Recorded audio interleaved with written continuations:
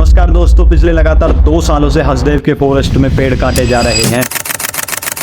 50,000 पेड़ ऑलरेडी काटे जा चुके हैं और 2.5 लाख पेड़ अभी और काटे जाने वाले हैं। 2022 में 41 हेक्टेयर एरिया के अंदर जितने भी ट्रीज आते थे वो सारे के सारे काट लिए गए और 2023 में 91 हेक्टेयर एरिया के अंदर जितने भी पेड़ आते थे वो सारे के सारे काट लिए गए। लेकिन ऐसा क्या है जिसकी वजह से ये पेड़ काटे जा रहे हैं और क्यों लगातार अपोजिशन पार्टी इस चीज का विरोध कर रही है और वहाँ के जो ट्राइबल लोग हैं उनको इस चीज से क्या प्रॉब्लम है और साथ ही साथ एनवायरनमेंट को इस चीज से क्या नुकसान है, आइए जानते हैं इस वीडियो में। हसदेव जंगल में पेड़ों की कटाई का काम जोरों शोरों से जारी है। हसदेव अरण्य मामले पर हसदेव बचाओ आंदोलन पर हसदेव अरण्य में हसदेव जंगल का प्रयास करूं।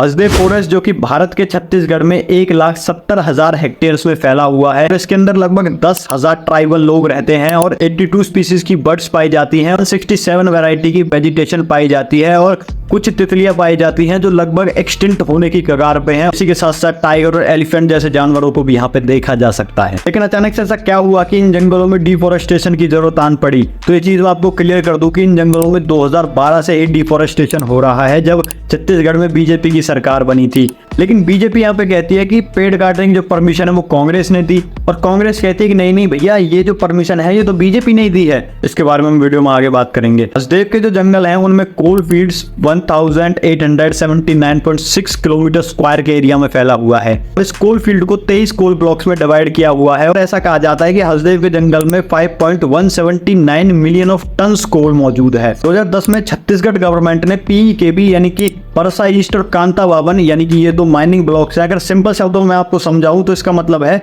2 माइनिंग एरियाज हैं जिनको अलॉट किया गया था RRVUNL यानी कि राजस्थान राज्य विद्युत उत्पादन निगम को। लेकिन 2011 में फॉरेस्ट पैनल ने union ministry of environment, forest and climate change के अंडर इकोलॉजिकल वैल्यूज और कितने अमाउंट में पेड़ काटे जाने वाले हैं इस चीज को देखते हुए परमिशन नहीं दी थी। बट उस टाइम के एनवायरनमेंट मिनिस्टर जयराम रमेश ने इन सब बातों को खारिज कर दिया और कंटिन्यू रखा माइनिंग को।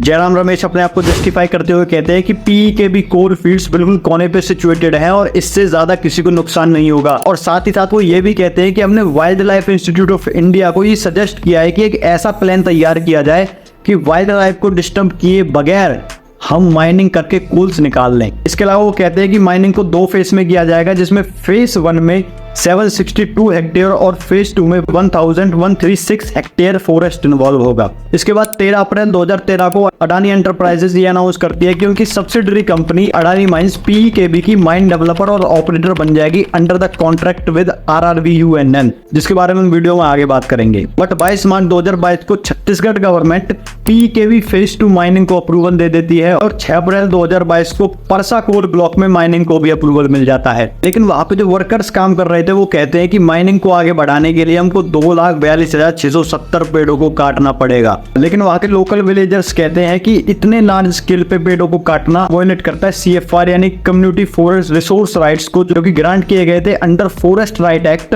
और इसके बाद एक लार्ज स्केल पे प्रोटेस्ट किया जाता है और मिड ऑफ अगस्त 2022 को माइनिंग को रोक दिया जाता है। पीईकेबी कोल फील्ड्स अलॉट किए गए थे RRVUNL को, बट माइनिंग ऑपरेशंस को आउटसोर्स कर दिया जाता है अडानी एंटरप्राइजेस को अंडर जॉइंट वेंचर, जिसको नाम दिया जाता है परसा कैंटेक कोलरीज लिमिटेड, जिसमें अडानी एंटरप्राइजेस का 74% स्टेक था। यानी कि 100 में से 74% के मालिक यहाँ पे अडानी थे और उनके हाथ में इतनी पावर थी कि वो वेस्ट कोल को भी सेल आउट कर सकते थे। ऐसा उन्होंने किया भी। कोल इंडिया लिमिटेड से बहुत कम रेट्स पे 3 पावर प्लांट जिनको अडानी ओन करते थे रिजेक्टेड कोल को बेचा गया। लेकिन असली प्रॉब्लम ये नहीं थी, बल्कि 2020 में union ministry of environment, forest and climate change ने अपने रूल्स में चेंजमेंट किया और कहा कि वेस्ट कोल को RRVUNL को भेजा जाए ताकि राज्य की बढ़ती हुई बिजली की मांगों को पूरा किया जा सके। वेस्ट और बढ़िया कोल को मिला के total 15 million of ton coal वहां से मिला था, जिसमें से 2.6 मिलियन रायपुर एनर्जी प्लांट को भेजा गया जिसको अडानी पावर ओन करता है। उसके बाद 0.08 million tonne of coal 2 power plants को और भेजा गया, उनको भी अडानी पावर ओन करता है। इसके बाद 2022 में महान एनर्जी पावर प्लांट को भी वेस्ट कोल सप्लाई किया गया पीईकेबी से, इस पूरे के पूरे कोल को 450 रुपए पर टन के हिसाब से खरीदा गया, जो कि मार्केट रेट से बहुत ज्यादा कम था। लेकिन अब आते हैं अपने दूसरे सवाल पे कि अपोजिशन पार्टीज इसका लगातार विरोध कर रही हैं। जब कांग्रेस सत्ता में थी तो बीजेपी ने इसका विरोध किया, जब बीजेपी सत्ता में थी तो कांग्रेस ने इसका विरोध किया। लेकिन सोचने वाली बात यह है, जब बीजेपी रूलिंग पार्टी बनी तो उसको माइनिंग को रोक देना चाहिए था जंगलों के अंदर, या फिर मैं कहूँ कि कांग्रेस को भी सेम टू सेम ऐसा करना चाहिए था। लेकिन ऐसा बिल्कुल नहीं हुआ, बल्कि फेज 2 को भी माइनिंग की परमिशन दे दी गई। वेस्ट कोल जिसको सेल नहीं किया जाना था उसको भी सेल किया गया रूल्स बदलवा के, लेकिन ऐसा नहीं होना चाहिए था।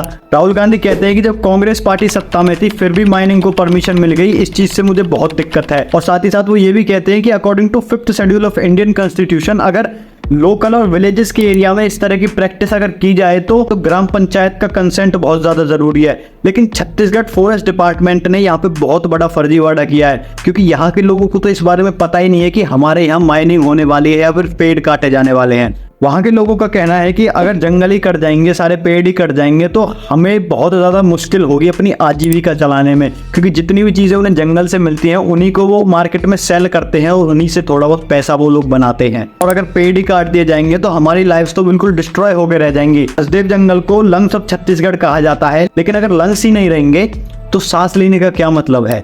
जैसे ही हसदेव के जंगल कटेंगे तो वहाँ का जो एनवायरनमेंट है वो बिल्कुल चेंज हो जाएगा। वहाँ की जो हसदेव रिवर है उसका पानी बहुत लार्ज स्केल पे पॉल्यूटेड होने लग जाएगा। साथ ही साथ ह्यूमन एलिफेंट कॉन्फ्लिक्ट भी बढ़ेगा, जिसकी वजह से जो हाथी हैं वो शायद हो सकता है शहरों की तरफ चलते लोगों को परेशान करने के लिए। लेकिन एक सबसे बड़ा क्वेश्चन यहाँ पे ये है कि अगर 85% कोल फॉरेस्ट एरिया से बाहर मौजूद है तो फॉरेस्ट एरियाज में माइनिंग करने की क्या जरूरत है और फॉरेस्ट एरियाज में डिफॉरेस्टेशन करने की क्या जरूरत है। ये जो माइनिंग है फॉरेस्ट एरिया से बाहर भी की जा सकती है, वहां से भी कोल मिल सकता है।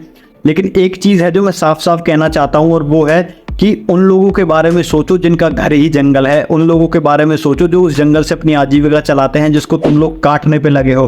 तुम तो चले जाओगे अपने एसी वाले फ्लैट्स में, अपने एसी वाले अपार्टमेंट्स में सोने के लिए, लेकिन वो लोग कहाँ जाएंगे जो जंगल में ही रहते हो, जंगल को ही अपना घर मानते हैं। इस बारे में आप लोगों का क्या कहना है नीचे कमेंट सेक्शन में जरूर बताना। मिलते हैं एक और नई वीडियो में। बहुत बहुत धन्यवाद।